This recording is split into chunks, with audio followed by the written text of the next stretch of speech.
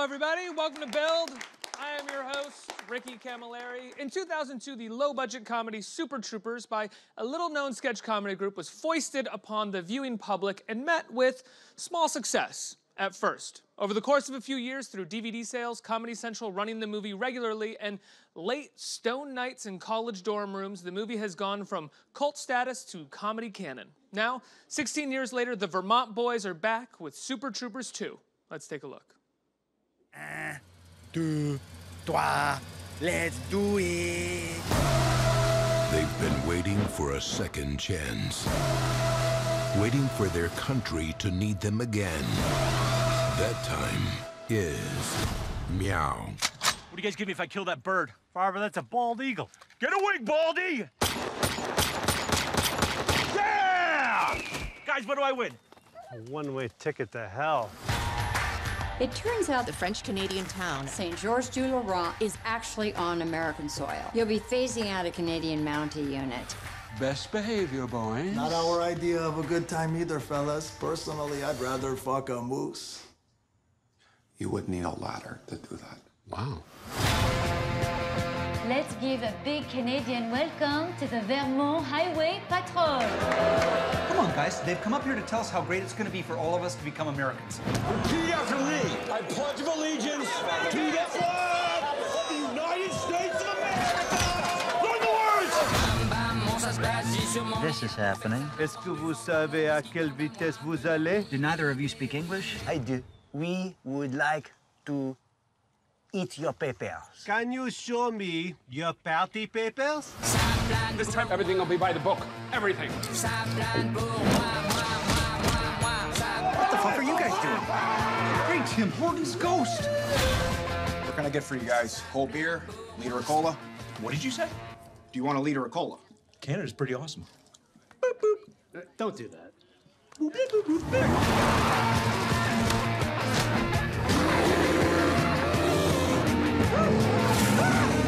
Should I shoot him? Who? Farva?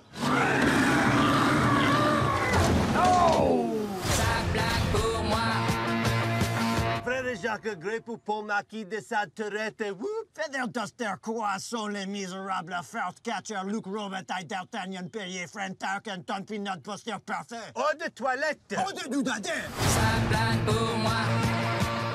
Everybody, please welcome Kevin Heffernan, Steve Lemme, and Paul Soter. Thank you. Thank you. Hi, everybody. Hi. How's it going? Do you want them to answer? Is that rhetorical? That's rhetorical, right? I They mean, can, no, I mean, they say, could they answer. can speak, right? He won't start until he knows. How's everybody doing? How are you guys doing? Good? Hey, Yeah. Okay. Now that we've whipped him into a frenzy, we can begin. That's correct. guys, so it's been 16 years, right, since the release We of like the... to say a few. It's been a few. a few years. A handful of years is a nice term, yeah. You don't want to give too much. You don't want Yeah. to It say ages exactly. us. It ages us. Yeah. You feel old, huh? No, I feel younger than ever. Look at me. Look at all the makeup on my face. I look fantastic. Great Oh, mustache. look at those guys. Look at those young guys. A lot of hairs in that mustache. Come on. Did you guys decide to do the press tour with mustache? That you had to do it with mustaches? We did, you know. Some of us did. Yeah. Some Who's of the other not guys. doing it with a the mustache? other guys who shall not be named. No, I'm going to Go on call him out. mustache. Jay Chandrasekhar, our director and co-star, decided not to grow a mustache because he said, this is a big opportunity for me, and I want to make sure I look my best in case I get cast in other movies. Right. That's true. There is actually a scene of him shirtless in the movie, and I remember being like, that is not the body of a comedy star. What is going on? He got ripped. He got ripped for the movie. But you get ripped just for that scene? It's digital. It's digital, you guys. But the other thing, too, it's like, it's an illusion, or an illuge, as we like to say in the biz. Like, he's got a soy milk addiction, and so he's grown mammary glands. Like, but this is a legitimate thing. I know you think I'm joking, but I'm not. And he's complaining about it. His kids are complaining about it, and that's what you see in the movie. But, you know, with lighting these days and special effects, it turned out pretty nice for him. No, to his credit, Jay insisted that we all weigh the same that we did in the first movie, and at least we don't look fatter than we did 18 years ago. So, yeah. How do you guys, so a few years later, you started an Indiegogo campaign to sort of raise money to make the movie. Had you already written the script at that point? Were you sort of ready to go? We had written the script, and we were trying to get it done. And you know, we had approached the studio, and they weren't really sure if the audience was still out there anymore. And we decided we would go the crowdfunding route because it lent itself well. We have a very kind of grassroots audience, and so we thought if we just went right to them, we can just make the movie with the Did fans. you say crass roots? It's a grassroots. I was going to say, audience. that's actually probably accurate. What does writing look like for you guys these days? I mean, because when you made the first movie, you were sort of a sketch comedy group that I would imagine was basically living together and kind of writing on stage together all the time. Now that you probably all have your own families and your own other jobs that you're doing outside of the Broken Lizard, how do you guys write together? How do you guys sort of catch that old magic? It's a little tougher to get us all in the room at the same time, but the process is still the same. And I think fundamentally, it's just if we can all if everybody's laughing at a joke that's pitched or a riff that's going on, then it's going to go in the movie. And I think that ultimately that's what resonates with the audience because, you know, we all have different sensibilities. And so, there's something for everybody when you go and watch the movies. And the other approach we've always taken is that nothing is mean-spirited. You know, everything and it comes across in the films. We're just having a good time. And so people have always said to us, "Oh, it seems like a group of friends that we want to hang out with, that's having fun hanging out with each other," and it's because truthfully we are having a good time in the writing process and and behind the scenes. But admittedly, and it's a reminder being back in New York how different it is in that we'd be like, "Oh yeah, we used to live, when guys lived on Broome Street. Oh yeah, when guys lived on Chelsea, we all lived together." And it started from the time that you woke up, so that was the hanging out and writing was this sort of interwoven thing. And yeah, it's just now.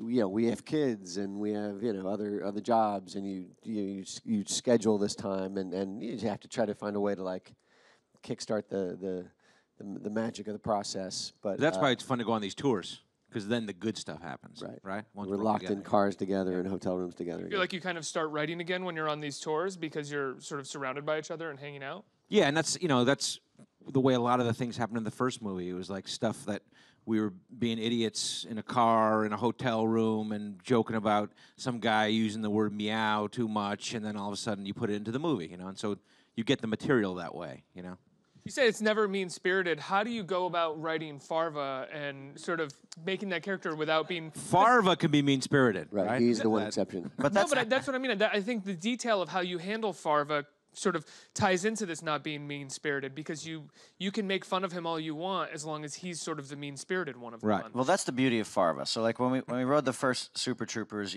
he's actually if you look at the movies side by side, in the first movie he's kind of a regular guy. He's just obnoxious. And across the board, people would say "Oh my God, we've got a guy like that in our office place," or "This guy's our Farva." They point to their obnoxious friend. And so then when we were writing the second one, it was really nice because we were familiar with all these characters. We knew exactly what they would say in any given situation. And so any un-PC thing that we were joking about or totally crass, obnoxious thing, we were like, let's just make Farva say it. And so the end result in Super Troopers 2 is that the only stuff that comes out of Farva's mouth is just ridiculous, insane stuff. And it has the overall effect of it has the appearance of that he's going insane.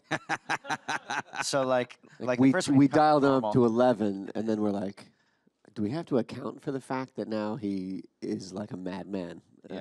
Yeah, and so for Super Troopers 3, there is riffing going on about that he's in an insane asylum. In a padded room in a actually straight something jacket. wrong in his brain. Yeah, and he's but it's the beauty of this plot too is that there's a lot of interaction with Canadians and Canadians' opinions of Americans and Americans' opinions of Canadians, and Farva was the character who was allowed to be the ugly American and fill that role, and you get some laughs out of that.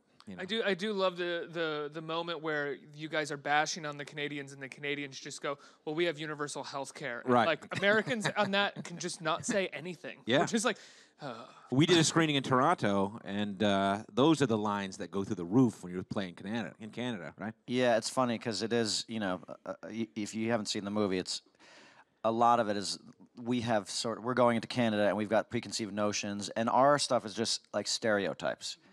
And then the Canadians start coming back at us with stuff that's reality about Americans. Much more incisive than our dumb jokes about Canada. Yeah, and we played it in Toronto earlier this week. Oh, Canadians love that shit. They went nuts. They went nuts for it. But we think of them as self-effacing, and so we're like, oh, for sure, they're going to like all these Canadian jokes.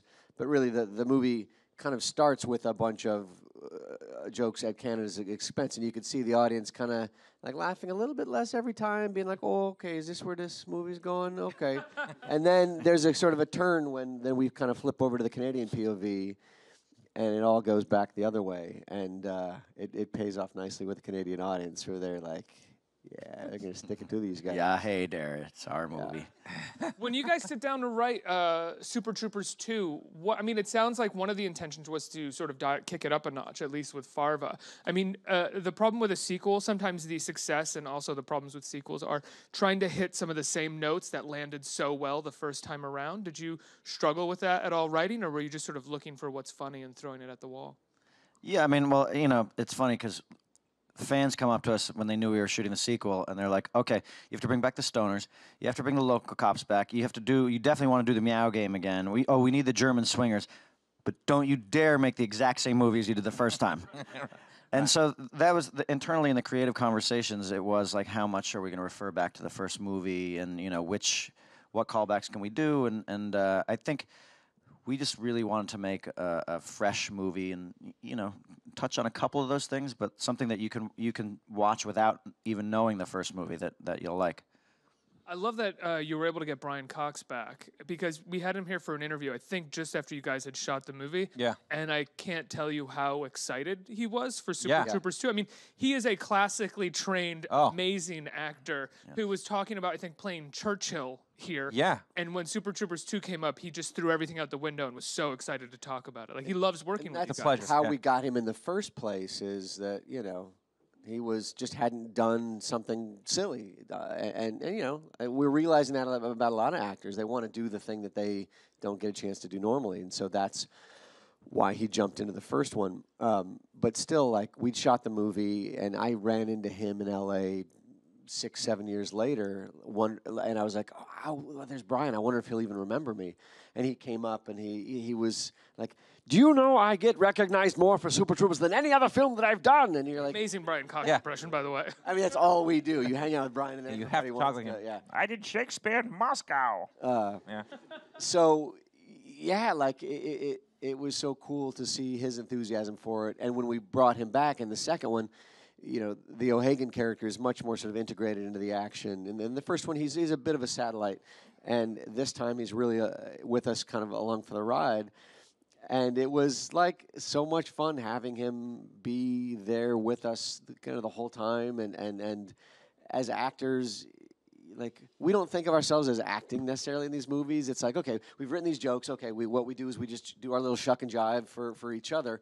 And then you get in a scene with Brian, and you're like, oh, we're acting in like a movie, and he's a real actor, and so you can, like, I feel like I can see it when I look at the movie, like everybody stands up a little taller and starts to like actually like put some effort into the acting. Yeah, I mean, he gets irritated with us from time to time. Really? Yeah, because we're idiots. Well, because we write and produce these things ourselves, and so, but every other actor that we work with, these are people who have risen to the top of their profession. They individually, they auditioned for many things and they won parts.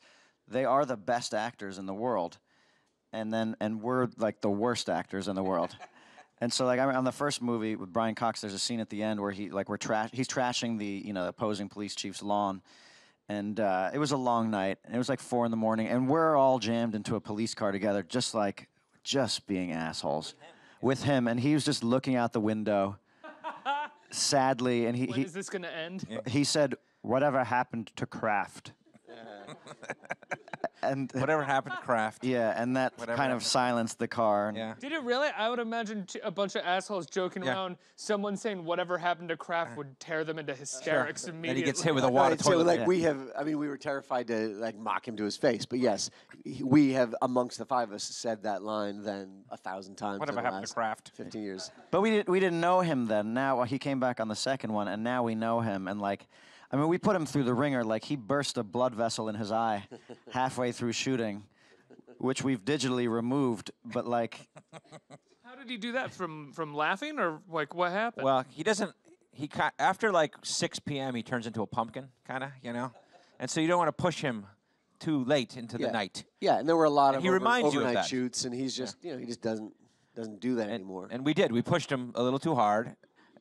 And we showed up one day and he burst a blood vessel, which made it even more terrifying to act with him because you'd be in a scene and all of a sudden he'd turn to you and you'd be like, ah! And he'd have this big bloody eye. Bloody eye. But, you know. Poor Brian Cox. Yeah, but no, I mean, it's one of those things I think for everyone, or, you know, after the fact, he just looks back at it very glowingly, and what a great time he had. You know? Well, and speaking of glowing, like if you know which scenes to look for, which we do, where he's got the burst blood vessel, you know, we whitened his eyes, and now it's like there's one glowing eyeball in a few scenes. Oh yeah, one eye is too white. Yeah. You said you produced these films yourself, and with this one, there was an Indiegogo campaign, as Yep. we said. Can you talk about starting that and what made you start it? And I know you were telling me downstairs, right now you're in the middle of these sort of screenings you're doing across the country for the people who donated to the film. Yeah, I mean, it's just, you know, it's hard to get movies made these days, and you know, we have this fan base that's out there, and so, you know, there were a lot of starts and stops and pump fakes getting the movie made with the studios and things, and so we just kind of turned to this crowdfunding. Fox said to us, hey, if you guys can get it done, then we'll be happy to partner up with you or whatever. So we went to the fans, and we set a goal for $2 million, and we raised that in 24 hours, and then in our 30-day campaign, we raised about $4.5 million. And that jump-started the whole thing, and it showed to Fox that there were fans out there, and it showed. And so the amazing thing now is it's a very fan-interactive release of the movie because they are as invested as you are, and we had this perk or whatever where we would have these screenings around the country. So for the last 3 weeks, we've done about 15 screenings. We go to these screenings. There's 400 Indiegogo backers in the room, and they're excited, and you're excited, and it's just a great interaction where you don't get to do that a lot in making movies. You know? Yeah, it's you know, it almost seems cliche to say, but like we're Don't get choked up, man. Don't get choked up. I'm getting choked up. It's hard. You sit, you present the movie, and you're like, there are people in this audience, and they will tell us these stories like that they like missed their car payments or something because they wanted to put that money into making the movie, and you're just like, oh my God, like it's so flattering and humbling, and you know we're so connected with the audience right now because you're in a theater full of people. And everybody, the movie would not have been made without the contributions. It wouldn't have happened. And you realize that we were all in this thing together. And it's like, you're meeting all these people and you're hugging them. You getting choked up again? I'm getting No, but it's real. It's like we had one of the perks was you could come to the set and be an extra. And so each weekend we would have about 100 people who came. And I think it was like a $400 perk, maybe $800. And like, you were hosting them, and you come out, and you'd say, like, you know, I got to thank you guys, because without you, the movie wouldn't have been made, and, you know, like, and you really feel this thing.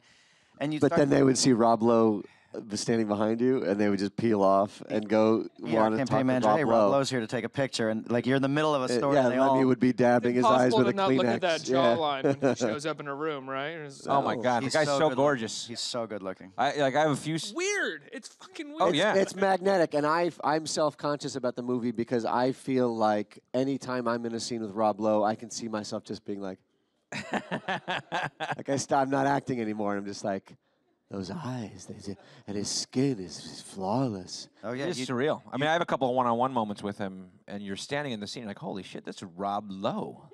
And look at those blue eyes. Oh my God. Yeah, and then you wrap the scene, and like you walk off the set, and you're like, oh my God, I'm trembling. and he was awesome, by the way. Like he improvised a lot of stuff, and like brought in his own ideas for this character, and he's hilarious in the movie. Well, I love that he's in this film because this feels like having him feels even more like a throwback to sort of like Tommy Boy and Wayne's World, that period of time where he did a few like very silly movies, you know, and kind of villainous characters at time, or at least semi-antagonistic. Yeah, I mean, Jay would kind of talk to him about how, you know, he really is a comic actor in like a leading man's body. Like he has great rhythm and timing, and he's game for everything. There's a scene in the movie that you guys haven't seen where he crosses the line maybe in terms of doing some things that you wouldn't think that he would do, like some very shocking things. And when you approach an actor who's established like that, it's hard to get them to go outside the box and do the things. But he was so open to doing everything in the movie that it was great to work with. He was on a TV show. He'd agreed to do the movie. Then he booked this TV show procedural. So he was shooting all day, every day, Monday through Friday. And then he would get on a plane Friday night and fly to Massachusetts and shoot with us for the weekend. And on Sunday night, fly back.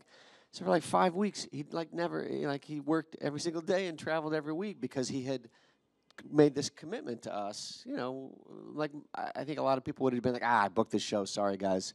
But he's like, no, I'll figure out a way to make it work. Get choked so, up. Don't get choked up. It's so humbling.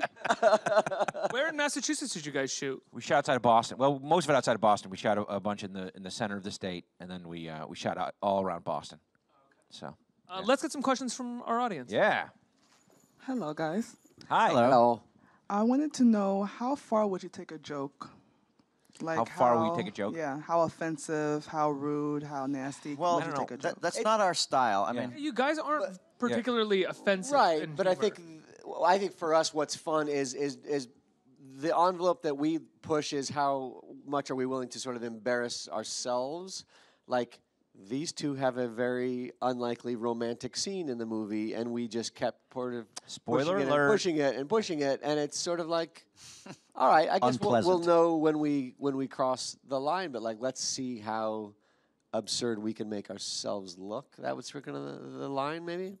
I think also the line is like in terms of having 5 guys writing together. There's a sounding board, and you throw the jokes at the 5 guys, and if the other 5 guys find it's funny, then usually it's going to get in there, you know. Yeah, I mean, in the writing sessions, you have to, in that creative room, we shut the doors and nobody can come in, and you have to be allowed to go as far as you can. And you know, we go to dark places and we say some insane things, and then you pull it back. But if you're censoring yourself in the creative process, then you're not going to get the best stuff you can possibly get. And so, like, you know, I mean, it's nothing outrageous. Like, we're not assholes. Like, but you know, we have really, like, you know, the gallows humor is just like it's deep and it's dark sometimes. And then you just figure out what you can put on the screen. I mean, the other interesting thing I find also in terms of that is that the line changes, right? So it's what's offensive and what's not offensive, and it changes with time.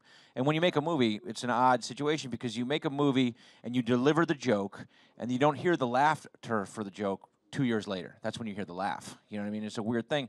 And that line could shift in the time that you do that. So when we made this movie, like, for example, we put a Stephen Hawking joke in to the movie. And unfortunately, he died, 2 months ago or whatever it was, right? So now the joke is very different and weird that it's in the movie, and it's just because the time has passed and circumstances have changed, you know. But What is it? How do you guys sort of work with Jay directing on set? I know he directed the first one, he directed this, but you guys all write together. When you get to set, do you just essentially just leave it to him and try to stay out of his way so that you can have one director, or are you guys still kind of collaborating and talking about how things should be played? I think we've learned to. There are moments to leave him alone because it's like being a director. You are getting, everybody's asking you questions, and there has to be a final voice. And so, like, you know, you might, now we'll say something to him privately, or, you know, but he's evolved in that, like, a lot of directing in the first movie. Yeah, but the other interesting thing is he's acting too, right? So he's acting and directing, and he needs someone to help him at times, and that's a great thing why we have that relationship is you can walk up to him and say, hey, this line, try this, or maybe you should do it this way or whatever, and he needs that, you know, as the director-actor. And I think, you know, as the only source of tension within the group is when two guys have a different joke for the same spot. And it's like, in the past, we'd be like, well, I know it's funny. And the other guy's like, well, I know that's not funny. My thing is funny. And, like, you get in these disagreements. And, you know, ultimately we realized, let's just shoot it both ways. And then we'll, in the editing room, you know, then you can get in that fight. Look at it. And then you do test screenings, and it's like, you know, so one guy's joke makes this rough cut. And then, you know, somebody, like the audience, laughs at the joke, and in the test screen, you'll see two guys look at each other. We thought we had a foolproof way to settle these things when we tested the movie. Kevin had the brilliant idea that when we did the first official test screening of the movie, he would record the audio on his phone. So then, because we still had the ability to go back and do kind of the final round of cuts. So Kevin's idea was, okay, well, this will settle any argument, because basically we'll play the picture and we'll bring in the audio, and if there's ever an issue of like, oh, is that funny, did it work, did it play, we would say, okay, go to the audio. The problem is, at this test screening they were giving away free nachos, and Lemme was sitting next to Heffernan, and so within like 5 minutes all sound of the crowd was obliterated by this and then if you listen carefully, you can hear Heffernan being like, God damn it, man, what are you doing bringing nachos in here? I'm trying to record the audio. And Lemme be like, oh, they're free. They give free nachos. And you're like, so anytime we went to listen to the tape to get the argument settled about laughter, you just heard these two bickering and eating nachos. When you were doing test screenings, did you want to do them for fans, or were you looking for sort of random people who maybe saw the first one, maybe didn't? What were your... It's hard. Like, you want to do a mixture, really, because you want to be able to please the fans, and also you want to be able to pull people in who maybe weren't fans of the first one or didn't know the first one. So they do, like when we would do it, we would a lot of times show to friends who we respected their opinions, and then when you expanded test screenings and you'd do like a 300-seater, they would go out and recruit people who didn't know the first movie and fans, and they'd sit in the same room together. So. Yeah. Next question from the audience right here. Hey guys, Hi. Can't wait for the second movie. Thank you. Have you guys talked about if you guys want to do like a third movie? Yeah. I mean, a lot of it is contingent on what happens on April 20th, whether we'll be able to make another one. Because I don't think we can do another 16 years, right? I don't think we can wait that long. We'll be like 75 when Super Troopers 3 comes out. No, we want to. I mean, forward to Brian Cox's role in that right. one. Yeah. Well, he wants his role reduced. I mean, he was joking with us after this, but after his blood vessel verse, that he was like, in the and no nighttime either. But he wants to be in a ski chalet with Linda Carter, watching us from afar. He's like answering a phone every now and then. Yeah, that's exactly what he wants it to be. So no, for the last year, since we've essentially been done with the movie for about a year, and you wait for the release, and there's been this sort of feeling of, should we be prepared in the case of success to jump right into Super Troopers 3? Should we be prepared to jump right into a Beer Fest sequel? But then you're like, we're also like still very like superstitious, so you don't want to like jinx it either. And sometimes it feels like writing another script would be jinxing it, and yet there are also people in the group who are like, don't be dumb, have a movie ready to go. So we've got two projects half written in the event that the movie does well, and we can jump right into something else. Right, writing another script might jinx it. Writing a treatment, right? That's not bad. It might be okay. The happy medium. Pages, throw it down. That's right. One more question. Hey guys. So I love the first Super Troopers movie and Beer Fest. And, Thanks. Thank you. I was wondering, I noticed in the trailer that there was a real bear in the movie. Did you guys work with the bear, or what was the decision of putting him into the movie? We did. There's a real bear. It was actually one of the crowdfunding perks, right? If we had raised a certain amount of money, we'll get a real bear to work with, as opposed to the fake bear from the first movie. Right. But yeah, it was like a 1,700-pound grizzly bear named Whopper.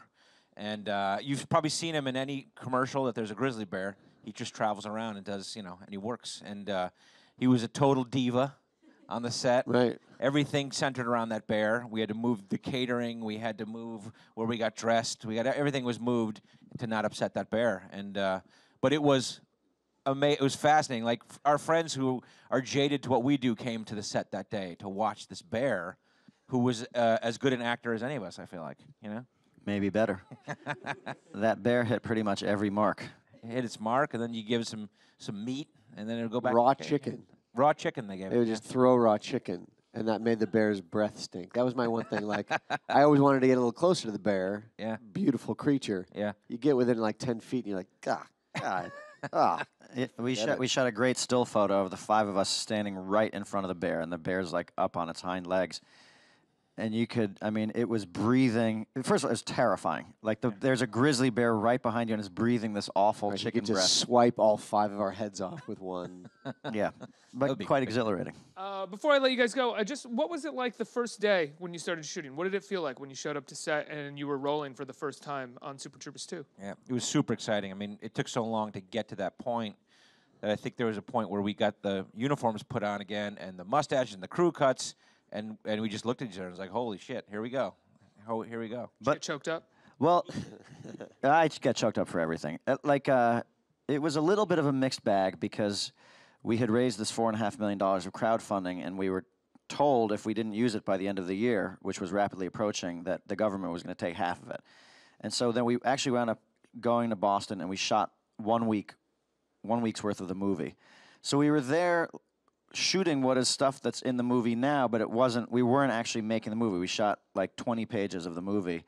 So it was cool and awesome, but it didn't totally feel real on that first day. And then a year later, when we had the rest of the funding, then we went back and shot another 4.5 weeks of the movie, and that felt real. Like that, then the crew was back together. But like, we kept losing money. Like investors would fall out, and we were like, God, we've got to find $2 million by the end of the week, or we're sending Rob Lowe home, and you're gonna have to go tell him that. And so it was actually pretty terrifying and pretty stressful. But we did have a great time making it. That's kind of better, though, because you don't have time to really think about the sentimental side of things, and you just think about the work, and you think about working as hard as you can and getting it done. Yeah, but I think there was still that excitement of, like, I look at the movie and I see on our faces that everybody's like incredibly happy to be doing this again and to be in these characters again. And so yeah, it was every week was, is this thing gonna fall apart? But I think you still see like this joy of us getting to inhabit these characters and inhabit this world again. You can feel that. Absolutely.